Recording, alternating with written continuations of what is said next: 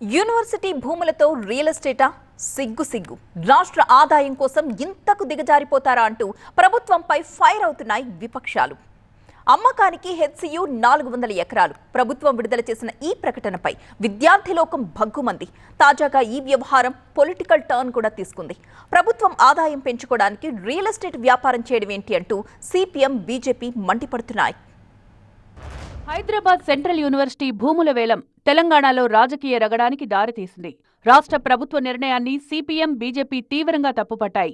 2000 సంవత్సరంలో అప్పటి ప్రభుత్వం వర్సిటీకి చెందిన 400 ఎకరాల భూమిని ఒక స్పోర్ట్స్ అకాడమీకి ఎకరం 50,000 రూపాయల చొప్పున కేటాయించింది.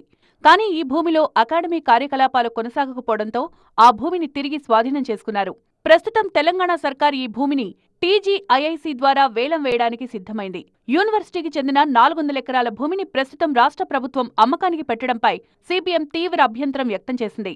విద్య, పర్యావరణ పరిరక్షణ కోసం కేటాయించిన విలువైన భూములను ప్రభుత్వం కార్పొరేటర్లకు ధారాదత్తం చేయొద్దని కోరుతూ సిపిఎం రాష్ట్ర కార్యదర్శి జాన్ వెస్లీ సీఎం రేవంత్కి లేఖ రాశారు.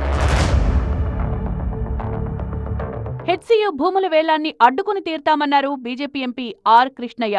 CM Revanth Reddy real estate పరిపాలన చేస్తున్నారని, 800 ఎకరాల హెచ్సియు భూములను అమ్మాలి అనుకుంటున్నారని, ఎవరైనా ఈ భూములు కొంటే తిరిగి విద్యార్థులతో కలిసి వారి నుంచి స్వాధీనం చేసుకుంటామన్నారు ఆర్ కృష్ణయ్య.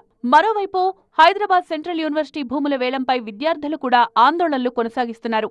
హెచ్సియు భూముల అమ్మకాలను ప్రభుత్వం వెంటనే నిలిపేయాలని వారు డిమాండ్ చేస్తున్నారు.